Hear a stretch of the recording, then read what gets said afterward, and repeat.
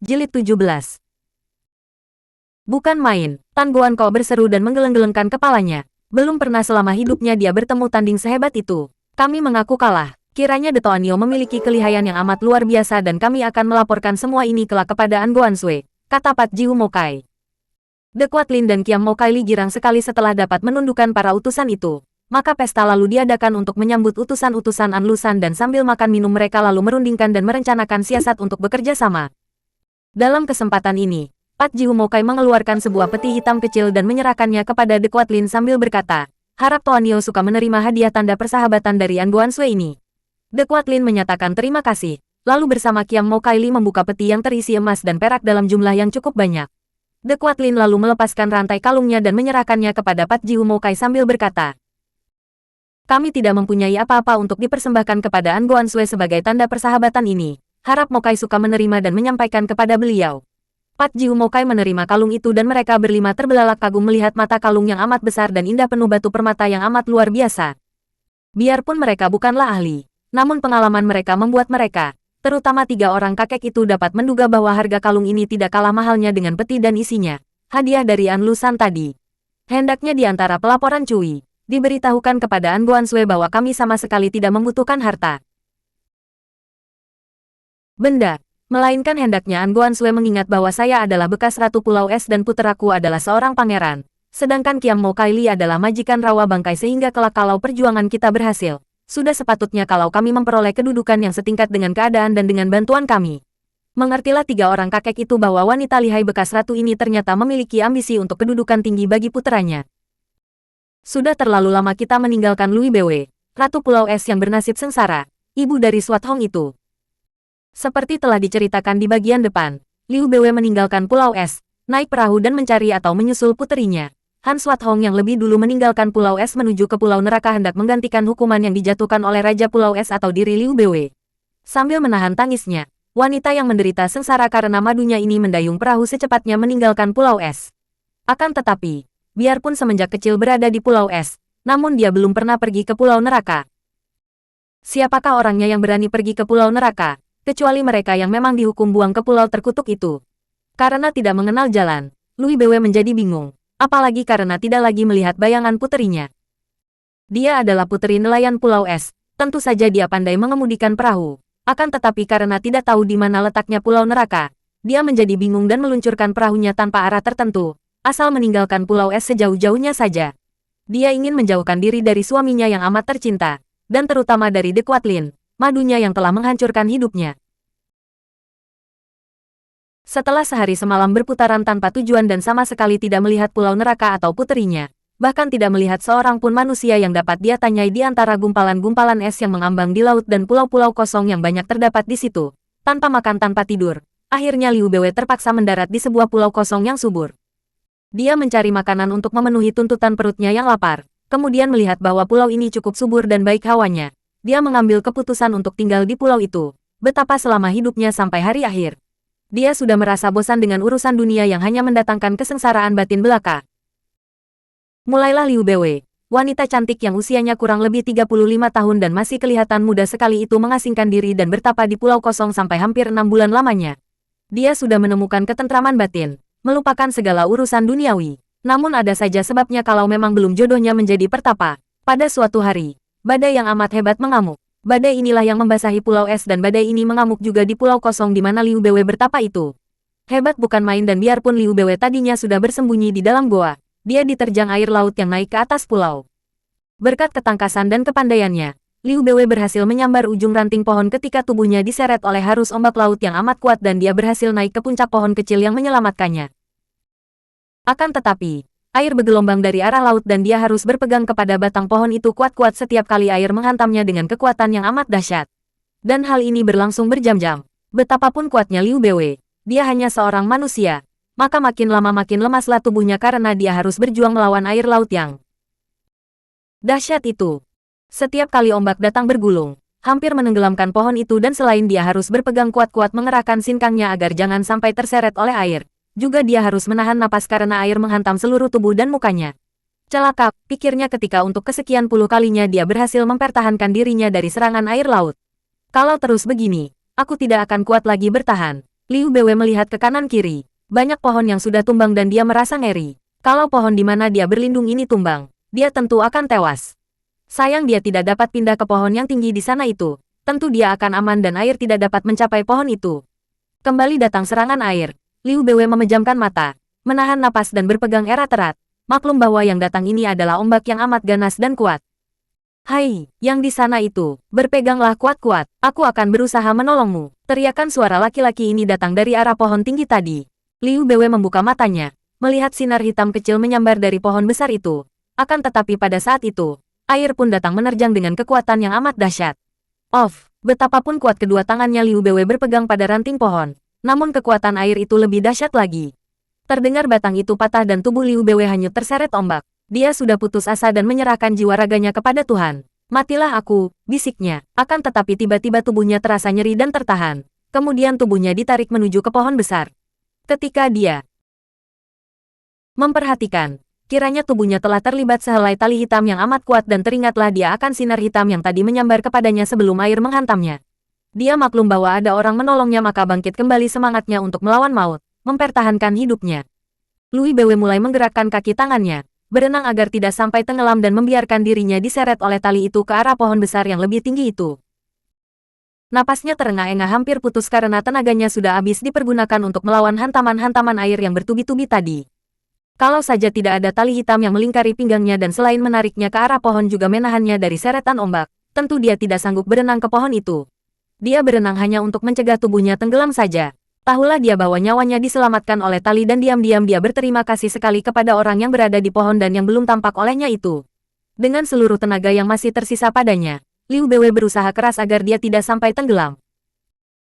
Pertahankanlah, sebentar lagi, terdengar suara laki-laki tadi dari pohon dan Liu Beiwei merasa betapa tubuhnya ditarik makin cepat ke arah pohon karena dari arah laut sudah datang lagi gelombang yang amat dahsyat.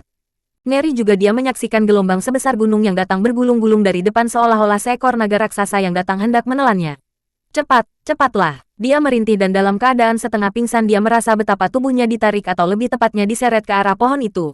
Akhirnya dia tiba di pohon itu dan sebuah lengan yang kuat menyambarnya, tubuhnya diangkat ke atas pohon tepat pada saat gelombang itu datang bergulung-gulung. Liu Beiwei mengeluh dan tak sadarkan diri. Aneh, lapat-lapat Liu Beiwei mendengar kata-kata aneh itu. Akan tetapi seluruh tubuhnya sakit-sakit, kepalanya pening dan tenaganya habis maka dia tidak membuka mata dan membiarkan saja ketika merasa betapa ada telapak tangan hangat menyentuh tengkuknya dan dari telapak tangan itu keluar hawa sinkang yang hangat dan yang membantu peredaran jalan darahnya, memulihkan kembali tenaganya secara perlahan-lahan. Aneh sekali, kini Liu Beiwei teringat semua dan mengenal suara itu sebagai suara laki-laki yang menolongnya. Cepat dia membuka matanya dan menggerakkan tubuhnya hendak bangkit duduk. Akan tetapi hampir dia menjerit karena tubuhnya limbung dan kalau laki-laki itu tidak cepat menyambar lengannya, tentu dia sudah jatuh terguling dari atas batang pohon yang besar itu, jatuh ke bawah yang masih direndam air laut yang masih berguncang. Dia berkata lalu mengangkat muka memandang. Seorang laki-laki, usianya tentu sudah 40 tahun lebih duduk di atas dahan di depannya. Laki-laki itu berwajah gagah sekali. Alisnya tebal, matanya lebar dan air mukanya yang penuh goresan tanda penderitaan batin itu kelihatan matang dan penuh ketulusan hati. Tubuhnya tegap dan pakaiannya bersih dan rapi. Di punggungnya tampak sebatang pedang. Laki-laki itu memandang kepadanya dengan air muka membayangkan keheranan. Maka tentu laki-laki ini yang tadi berkali-kali menyerukan kata-kata aneh, dan tentu laki-laki ini pula yang telah menolongnya karena di dalam pohon itu tidak ada orang lain kecuali mereka berdua.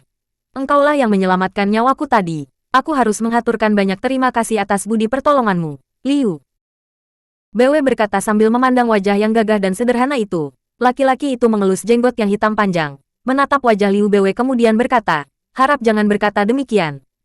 Dalam keadaan dunia seolah-olah kiamat ini, alam mengamuk dahsyat tak terlawan oleh tenaga manusia manapun. Sudah sepatutnya kalau di antara manusia saling bantu-membantu. Sungguh aneh sekali. In Kong Tuan Penolong, mengapa berkali-kali mengatakan aneh? Tanya Liu Beiwei. Orang itu tidak tertawa, hanya mengelus jenggotnya dan menatap wajah Liu Beiwei tanpa sungkan-sungkan, seolah-olah dia sedang memandang benda yang aneh dan belum pernah dilihatnya. Siapa kira di pulau kosong ini, di mana laki-laki pun sukar untuk hidup, terdapat seorang wanita yang masih muda dan cantik jelita. Liu Beiwei merasa betapa mukanya menjadi panas dan dia tahu bahwa tentu kulit mukanya menjadi merah sekali dan diam-diam dia memaki dirinya sendiri. Apa artinya kau bertapa sampai berbulan-bulan kalau sekarang mendengar pujian dari mulut seorang laki-laki kau merasa berdebar dan girang? Demikian dia memaki dalam hatinya. Untuk menutupi perasaannya, dia pura-pura tidak mendengar dan cepat bertanya, bagaimana Inkong bisa tiba di tempat ini? Setahuku, di pulau ini tidak ada orang lain kecuali aku seorang. Memang aku tidak tinggal di pulau ini, Oanio. Kembali wajah Liu Bwe menjadi merah mendengar sebutan nyonya besar ini. Laki-laki itu terlalu merendahkan diri.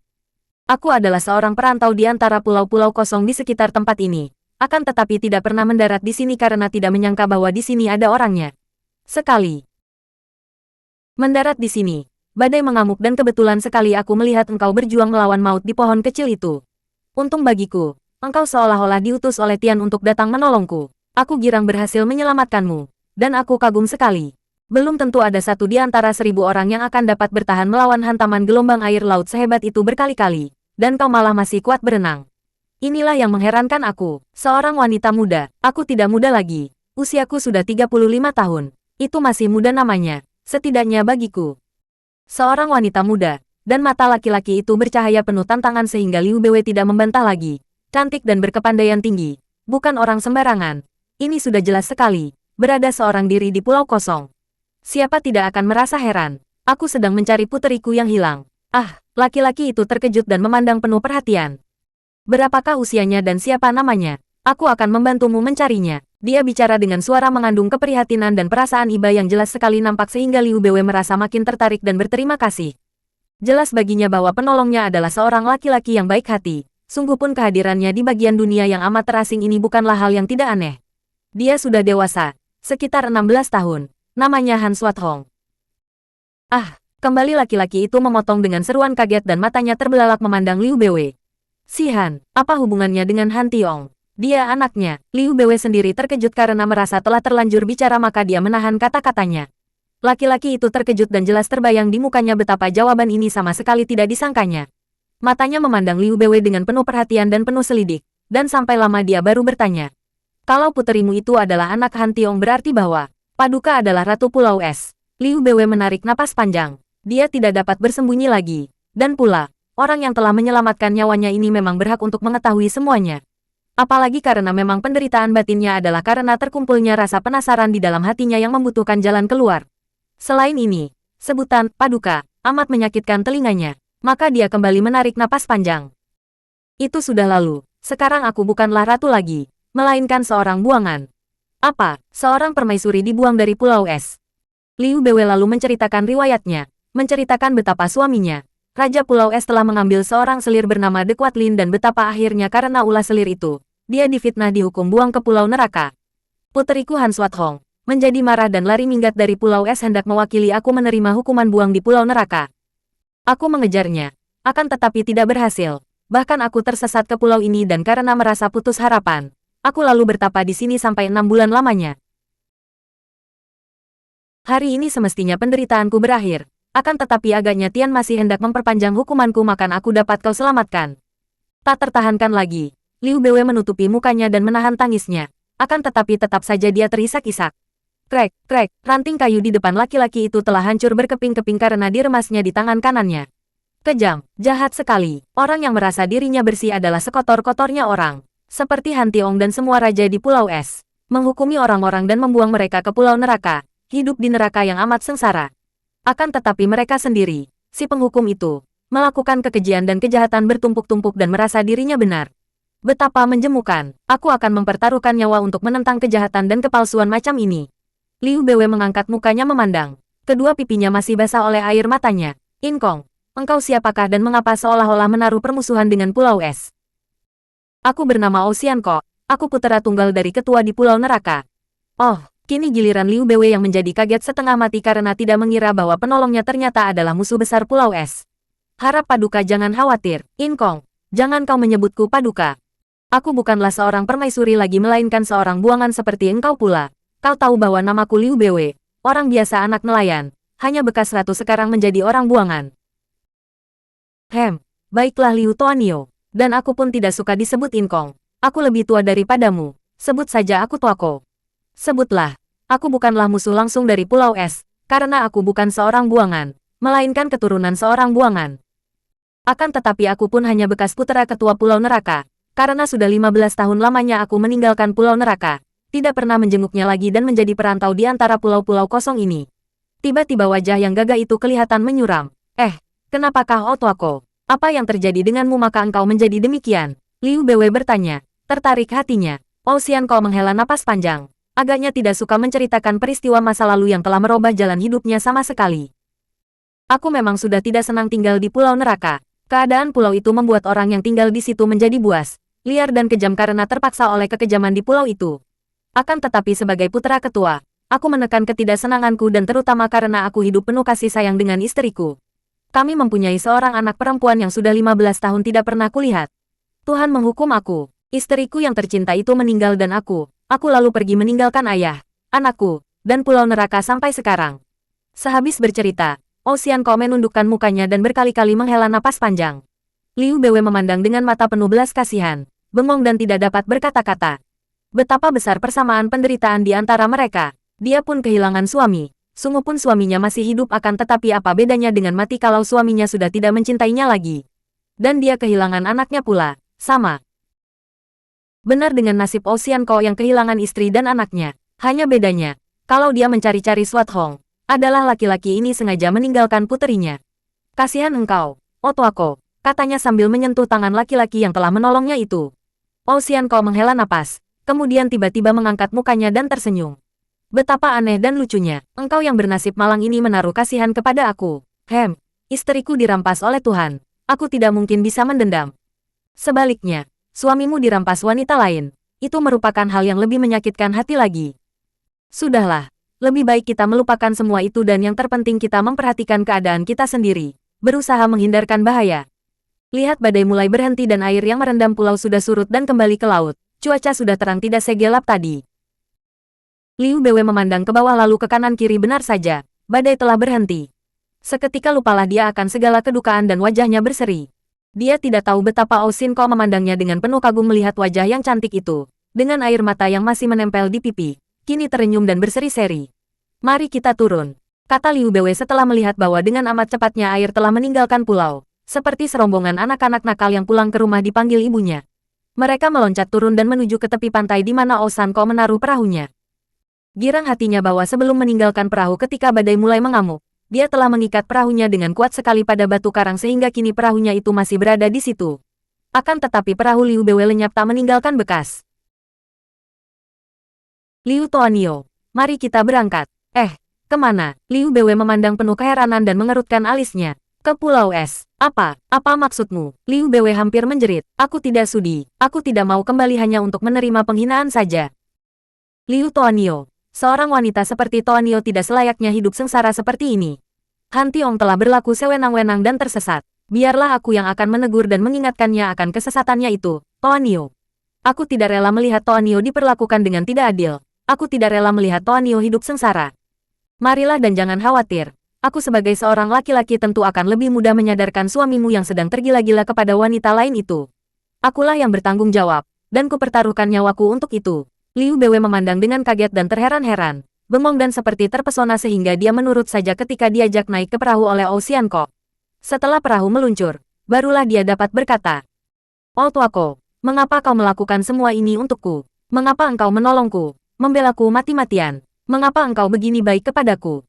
Sambil mendayung perahunya dengan gerakan tangkas dan kuat sekali sehingga perahu itu meluncur amat cepatnya di permukaan air laut yang kini amat tenang. Setenang-tenangnya seolah-olah raksasa yang habis mengamuk hebat itu kini kelelahan dan kehabisan tenaga. Xianko menjawab tanpa menoleh kepada Liu Beiwei. Engkau begitu sengsara, dan begitu tenang, mengingatkan aku kepada istriku yang tercinta. Engkau begitu membutuhkan perlindungan, begitu membutuhkan bantuan. Siapa lagi kalau bukan aku yang membantumu, Tuanio? Liu Beiwei memandang laki-laki itu dari samping. Tak terasa lagi kedua matanya basah dan beberapa butir air mata turun di sepanjang pipinya. Sejenak dia tidak mampu menjawab. Memang dia sudah tidak mempunyai siapa-siapa lagi di dunia ini. Hanya Swat Hong yang sekarang tidak diketahuinya berada di mana. Tidak ada seorang pun yang menemaninya, apalagi membelanya. Maka kemunculan laki-laki gagah perkasa ini yang memperlihatkan sikap membelanya mati-matian itu menimbulkan sikap keharuan hatinya. Apalagi mendengar betapa laki-laki itu ketika melihat dia teringat akan istrinya tercinta yang telah meninggal dunia. Hatinya menjadi terharu sekali dan dia tidak tega untuk menolak lagi. Di samping itu, juga ada rasa sungkan dan malu-malu di dalam hati wanita ini karena dia seperti mendapat bisikan hatinya bahwa laki-laki penolongnya ini menaruh hati kepadanya dan rela membelanya dengan taruhan nyawa. Hal ini bukan membuat dia merasa bangga dan girang seperti yang mungkin akan dirasakannya jika dia masih seorang gadis muda, melainkan mendatangkan rasa sungkan dan malu sehingga pelayaran itu dilanjutkan dengan diam-diam karena Liu Beiwei merasa sukar sekali untuk membuka mulut. Beberapa jam berlalu dengan sunyi. Akhirnya Ocean Ko yang merasa tidak tahan berkata, "Tuan Nio, aku mohon maaf sebanyaknya kalau semua ucapanku yang sudah-sudah menyinggung perasaanmu." Liu Beiwei menggigit bibirnya. Laki-laki ini, yang gagah perkasa dan budiman harus diakuinya memiliki sifat jantan dan rendah hati. Tidak ada yang harus dimaafkan, katanya lirik. Tuan Nio marah kepadaku. Sejenak kemudian Ocean Ko bertanya lagi. Sekali ini dia tidak dapat menahan keinginan hatinya lagi untuk tidak menengok dan menatap wajah wanita itu. Kebetulan sekali pada saat itu Liu Beiwei juga memandang kepadanya. Sedetik dua pasang mata itu bertemu. Akan tetapi Liu Beiwei segera mengalihkan pandang matanya dan menjawab dengan gerakan kepalanya menggeleng. Jawaban ini cukup bagi Ocean Ko. Dengan wajah berseri dan suara gembira dia berkata, "Aku girang bahwa kau tidak marah kepadaku, Tuan Nio." Perahu didayungnya kuat-kuat dan perahu itu meluncur cepat sekali menuju ke tujuan, yaitu Pulau Es yang biarpun tidak pernah didatanginya, namun sudah diketahui di mana letaknya, karena seringkali dalam perantauannya dia memandang pulau itu dari jauh. Kegembiraan besar seperti yang belum pernah dialaminya selama 15 tahun ini memenuhi hatinya. Kalau saja tidak ada Liu Beiwei di situ, kalau saja dia tidak merasa malu, tentu dia akan bernyanyi dengan riang sebagai peluapan rasa gembiranya. 2 hari 2 malam mereka melakukan pelayaran. Kalau lapar mereka makan ikan panggang di atas perahu dan minum air es yang mengambang di atas permukaan laut. Akhirnya tibalah mereka di Pulau Es dan dari jauh saja sudah kelihatan perbedaan pulau itu yang amat mengherankan Liu Beiwei. Mengapa begitu sunyi, dan begitu bersih licin? "Oh tuaku, cepatlah mendarat. Kurasa telah terjadi apa-apa di sana," katanya dengan jantung berdebar. Tidak saja karena melihat pulau di mana dia dibesarkan sejak kecil itu akan tetapi juga tegang hatinya membayangkan pertemuannya dengan suaminya dan dengan selir suaminya. Setelah perahu menempel di pulau, Liu Beiwei meloncat ke darat. Jantungnya berdebar tegang. Akan tetapi kini disertai rasa khawatir. Pulau Es berubah bukan main. Mengapa tidak tampak seorang pun? Tak lama kemudian dia berlari diikuti Ocean Ko yang sudah mengikat perahunya. Pria ini pun terheran-heran mengapa pulau yang terkenal sekali di Pulau Neraka sebagai kerajaan itu kelihatan begini sunyi senyap. Ketika mendekati sebuah tanjakan dan tampak istana Pulau Es, Liu Beiwei mengeluarkan seruan tertahan dan mukanya menjadi pucat sekali.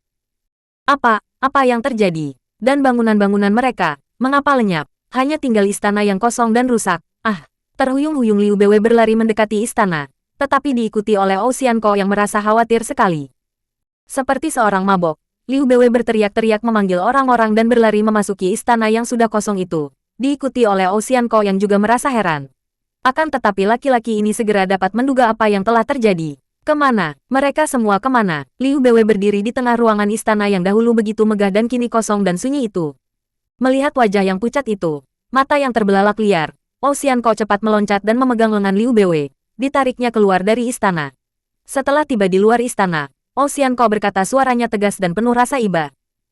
"Liu Tuan Nio, kuatkanlah hatimu. Ingatlah apa yang telah kita alami di pulau kosong itu. Badai itu hebat bukan main. Selama hidupku belum pernah mengalami badai sehebat itu. Pulau Es ini tidak begitu jauh dan melihat hebatnya badai. Tidak salah lagi bahwa pulau ini pun dilanda badai. Bagaikan kilat cepatnya." Gerakan Liu Beiwei ketika dia membalikkan tubuh memandang pria itu, matanya terbelalak. Kau benar, badai itu. Pulau Es diamuk badai dan disapu bersih oleh badai. Ya Tuhan, Liu Beiwei mendekap mukanya dengan kedua tangan, menjatuhkan diri berlutut di atas es dan menangis sesenggukan.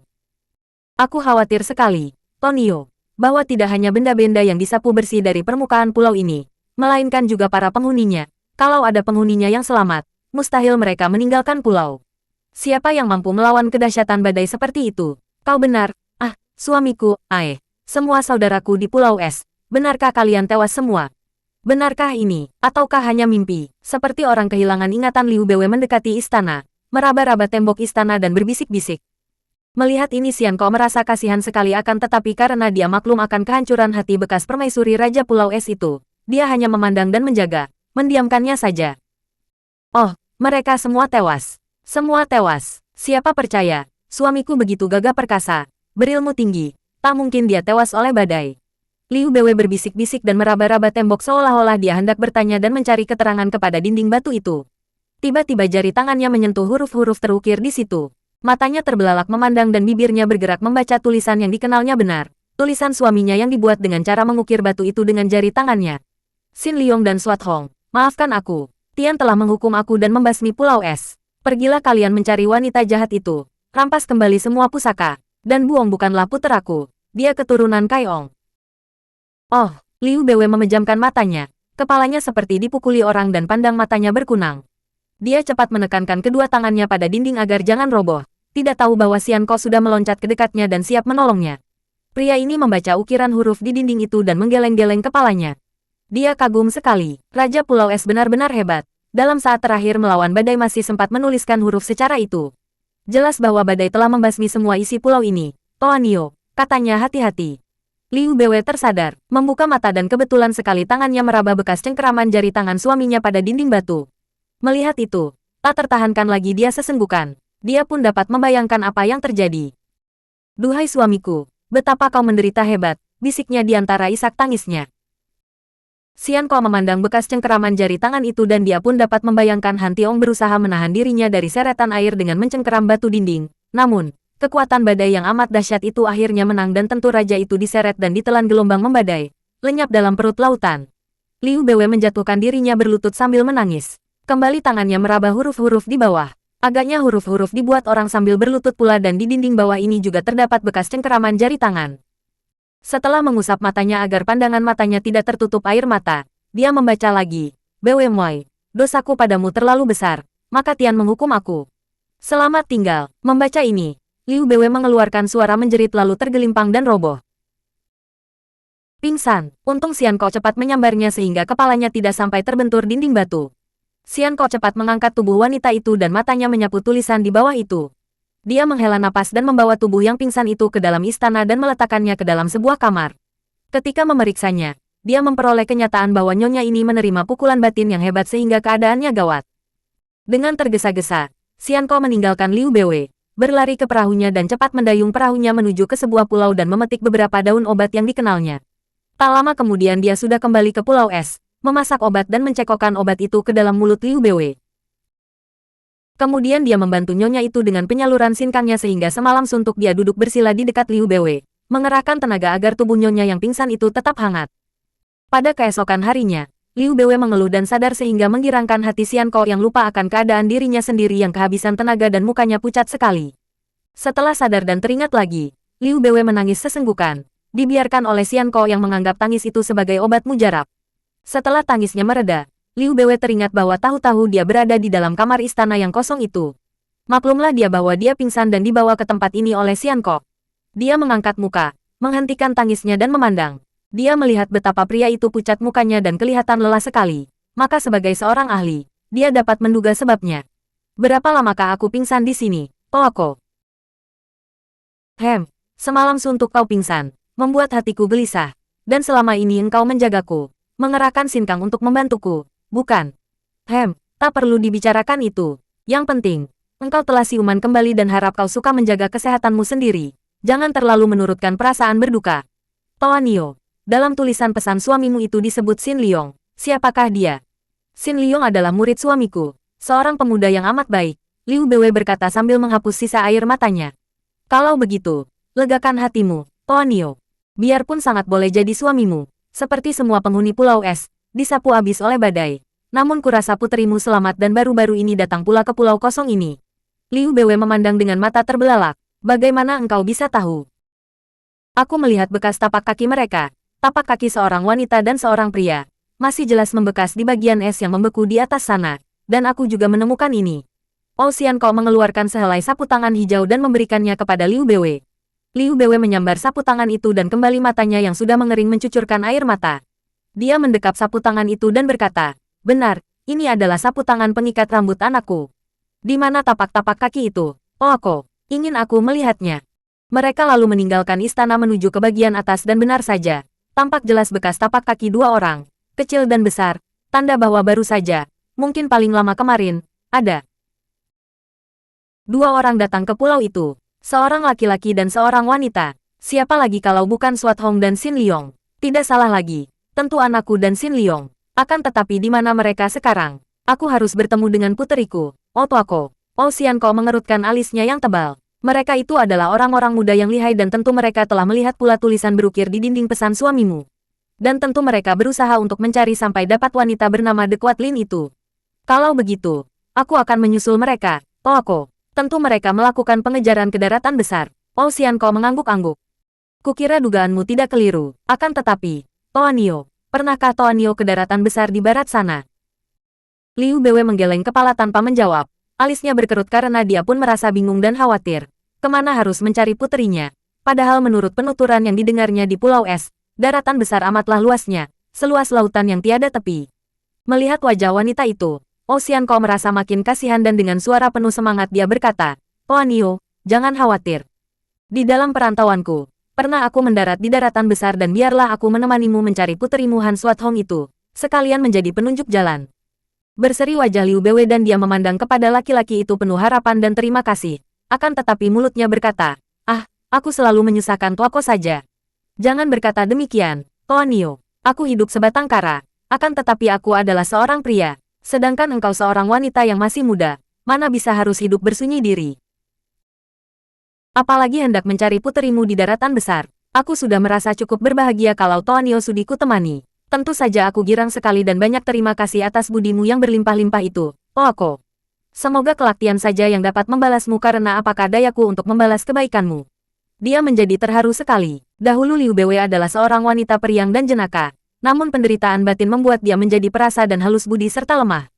Xianko tidak menjawab, hanya menjawab dalam hatinya. Pandang matamu itu sudah merupakan pembalasan yang berlipat ganda bagiku.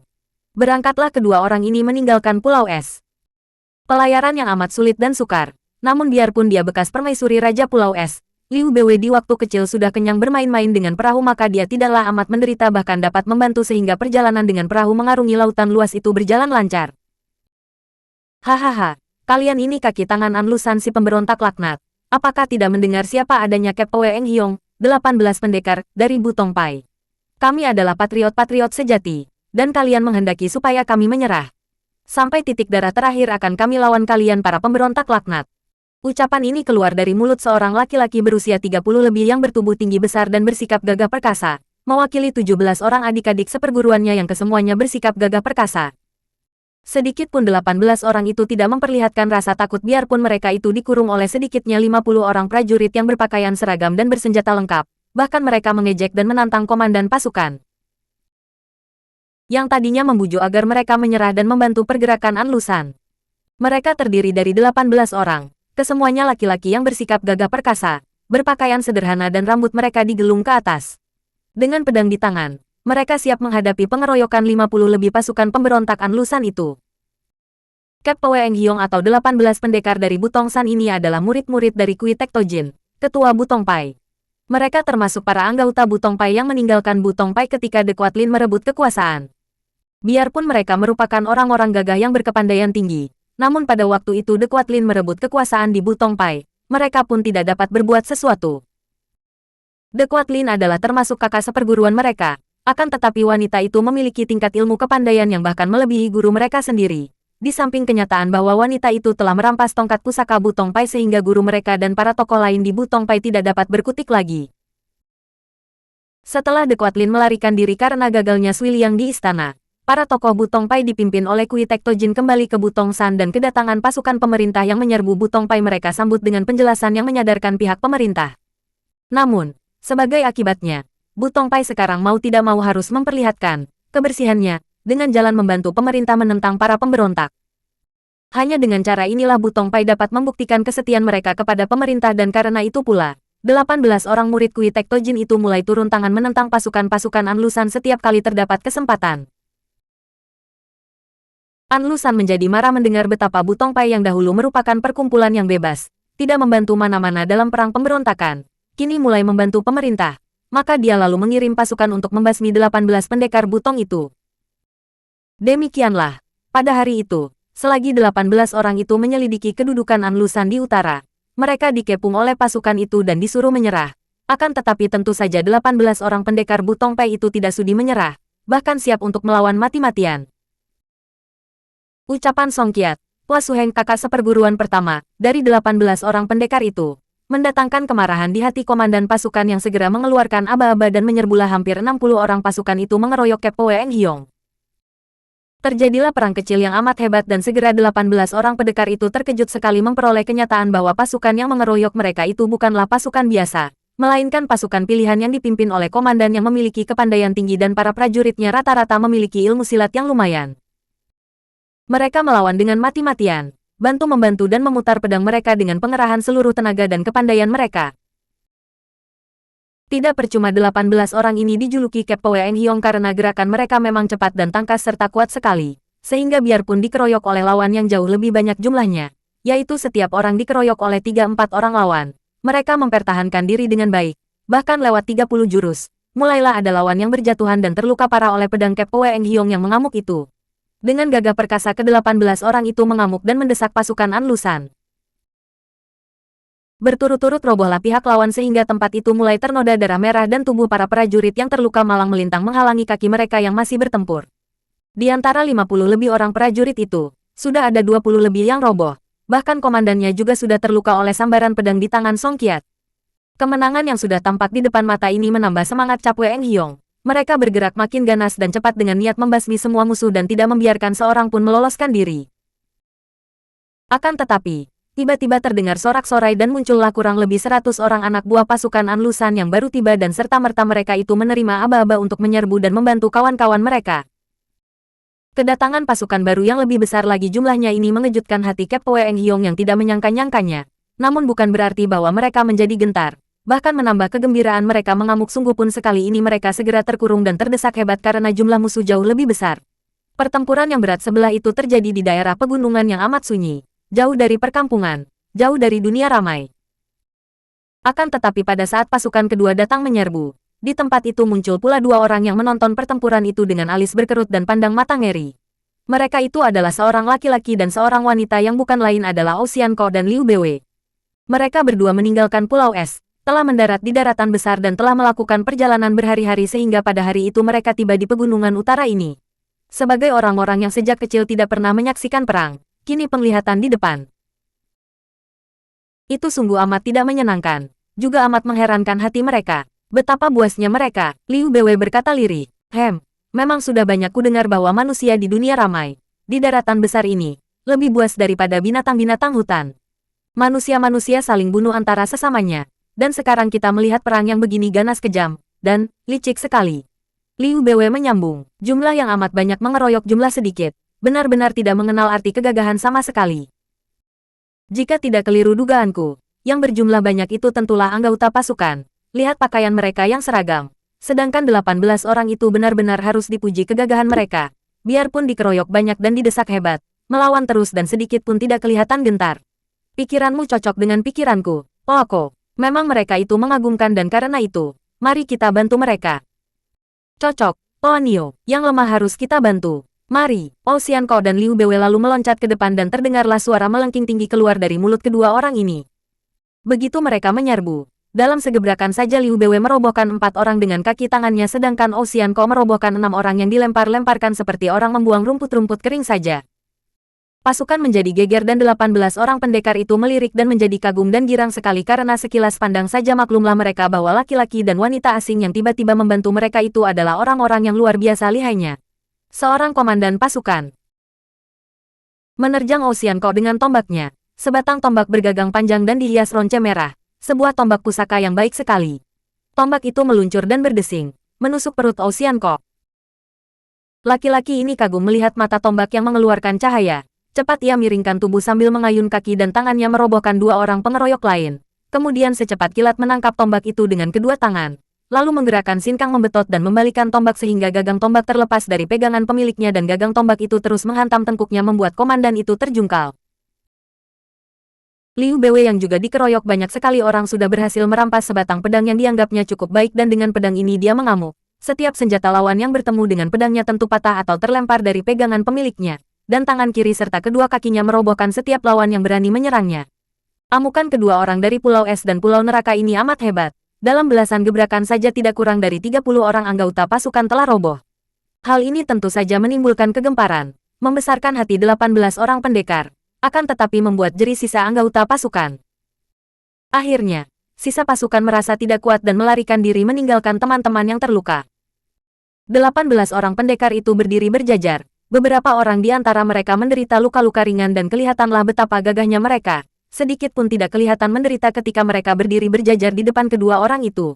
Song Qiat mewakili saudara-saudaranya, menjura kepada Ocean Ko dan Liu Bw, diturut oleh 17 orang saudara seperguruannya dan dia berkata, kami 18 orang seperguruan dari Butong Pai menghaturkan banyak terima kasih kepada Jiwi Taiyap dan Li Hiap yang telah menyelamatkan kami dari pengeroyokan anjing-anjing pemberontak itu. Bolehkan kami mengetahui nama Jiwi yang mulia? Liu Bw hanya memandang dan menyerahkan jawabannya kepada Ocean Ko yang sudah mengelus jenggotnya dan tertawa. Cui amat gagah perkasa, dan bantuan kami berdua tadi tidak ada artinya. Melihat Cui dikeroyok, kami berdua menjadi gatal tangan dan maafkan kalau kami mencampuri. Hal ini tidak perlu dibicarakan lagi dan tidak perlu kami memperkenalkan nama, hanya ingin kami ketahui, siapakah pasukan itu dan mengapa Cui bentrok dengan mereka. 18 orang itu saling pandang, kemudian memandang Ocean Ko dengan mata terbelalak heran. Bagaimana mereka tidak akan merasa heran mendengar kata-kata Ocean Ko yang menunjukkan bahwa dua orang perkasa ini sama sekali tidak mengenal keadaan sehingga tidak tahu bahwa pasukan itu adalah pasukan pemberontak Anlusan. Melihat kehebatan ilmu silat mereka, Song Qiat dan para sutenya menduga bahwa tentu kedua orang ini adalah pertapa-pertapa sakti yang baru saja turun gunung sehingga sama sekali tidak mengerti akan keadaan dunia. Timbul keinginan mereka untuk mengajak dua orang sakti ini membantu perjuangan mereka, selain mengangkat kembali nama Butong Pai yang telah dirusak oleh De Quatlin, juga berbakti kepada negara menentang pemberontakan. Agaknya Jiwi tidak tahu akan keadaan di kota raja, Song Qiat berkata. Kami adalah murid-murid Butong Pai yang membantu pemerintah untuk menghadapi para pemberontak. Pasukan tadi adalah pasukan pemberontak yang dipimpin oleh Jenderal Anlusan. Kami bertugas menyelidiki kedudukan Anlusan yang kabarnya kini berpusat di Telaga Utara. Akan tetapi baru tiba di sini kami telah dikeroyok oleh pasukan itu. Melihat kesaktian Jiwi, demi keselamatan negara dan bangsa, kami mohon sudilah kiranya Jiwi membantu usaha penyelidikan kami itu. Ocean Ko mengerutkan alisnya dan menggeleng kepala. Kami berdua tidak ingin terlibat ke dalam permusuhan dan kami sama sekali tidak mengerti dan tidak mengenal siapa itu Anlusan dan pemberontakannya. Kalau tadi kami turun tangan membantu adalah karena kami tidak senang melihat jumlah kecil dikeroyok oleh jumlah banyak. Selain itu, kami pun mempunyai sedikit keperluan untuk bertanya kepada Cui.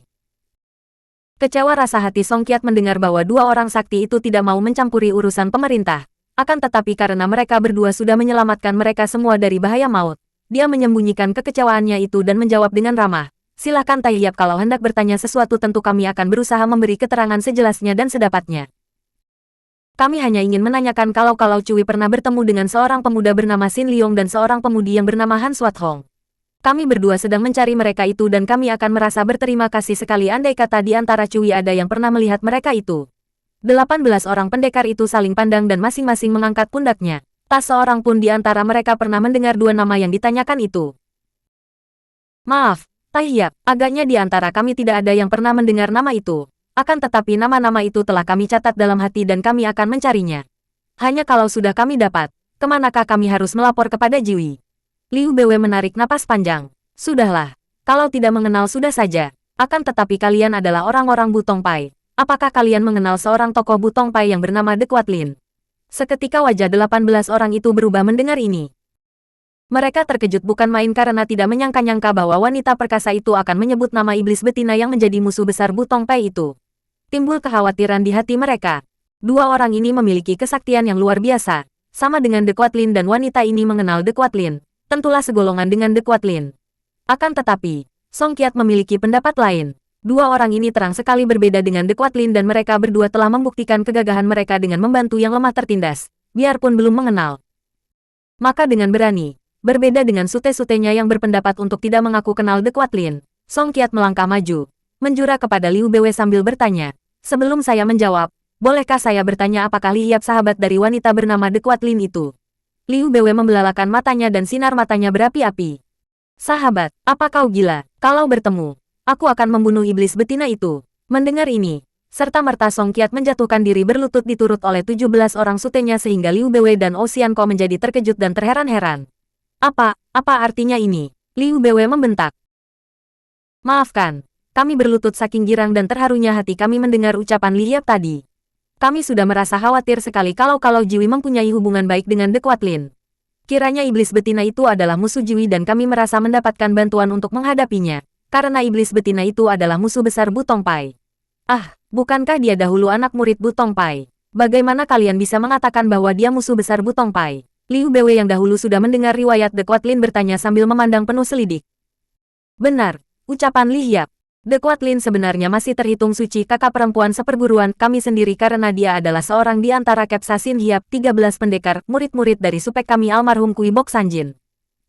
Akan tetapi selama belasan tahun dia menghilang. Beberapa bulan yang lalu pada suatu hari dia muncul bersama seorang puteranya dan dia menggunakan kepandaiannya yang luar biasa menundukkan suhu kami.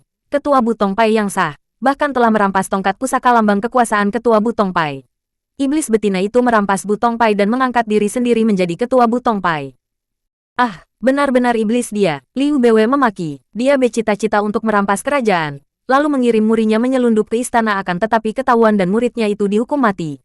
Karena kegagalan ini, The Quatlin menjadi buruan pemerintah dan dia kini telah melarikan diri dari Bu Tongpai yang kini telah dikuasai pula oleh suhu kami. Karena perbuatan The Quatlin itulah, hampir saja Bu Tongpai dibasmi oleh pemerintah dan untuk membuktikan kesetiaan kami terhadap pemerintah, kini Bu Tongpai membantu pemerintah. Menghadapi pemberontakan Lusan, Xian Ko mengangguk-angguk, jilid 8.